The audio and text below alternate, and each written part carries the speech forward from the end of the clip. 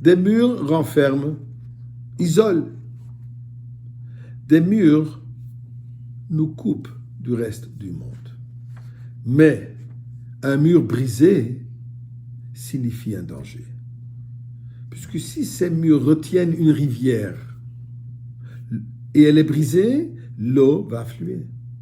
Si elle sécurise une frontière brisée, des ennemis pourront infiltrer ces brèches. Un mur brisé signifie vulnérabilité, exposition et perte d'identité. Alors, c'est quoi la solution? Bien simple. Des murs bien forts avec des portes qui fonctionnent comme il se doit. Nous avons besoin de murs solides, avec des portes qui s'ouvrent et se ferment. Des portes qui ouvrent durant le jour et sont fermées durant la nuit. Des portes qui s'ouvrent pour permettre aux gens d'entrer et de sortir, pour échanger des idées et des marchandises et de l'amitié. Mais pourtant, les portes qui se ferment également pour protéger la ville et empêcher les forces nuisibles et destructrices d'entrer. Nos villes, notre communauté, notre famille, notre propre corps, notre propre âme ont besoin des murs solides avec des portes qui fonctionnent correctement, de sorte que nous soyons en sécurité dans notre propre identité. Nous protégeons de ce qui est le meilleur et le plus précieux de nous-mêmes, tout en autant s'ouvrir au monde pour donner, recevoir, apprendre et enseigner. Durant le premier Beth Amikdash, dans l'année 3336 après la création, qui correspond à 425 ans avant l'ère commune, le roi Nebuchadnezzar assiégea les murs de Jérusalem. Plus tard, brisant les murs qui protégeaient la ville sainte, qui mènera à la destruction de Beth Amikdash, et ensuite l'exil du peuple juif.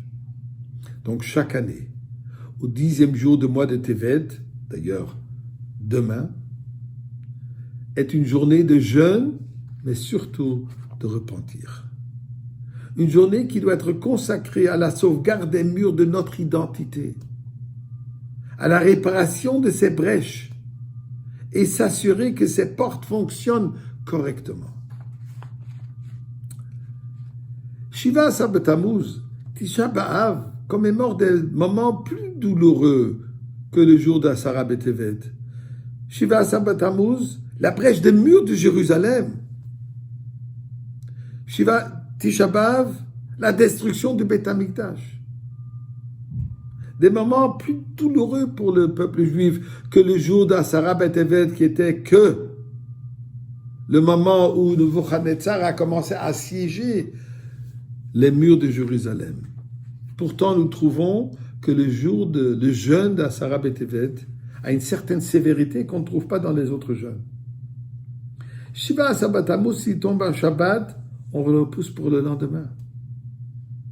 Même avec Tisha B'Av, on ne jeûne jamais la veille de Shabbat.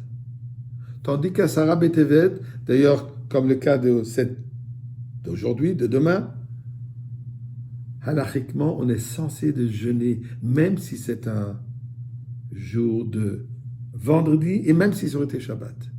Puisque le prophète dit, Hayom Hazeh, ce jour. Mais la question, elle se pose, pourquoi? Qu'est-ce qu'il y a de tellement sévère dans cette journée? Eh bien, c'est simple. Puisque c'est le début de la destruction finale. C'est le début de l'exil. Et le moment le plus dangereux, c'est le début de ce qui suit.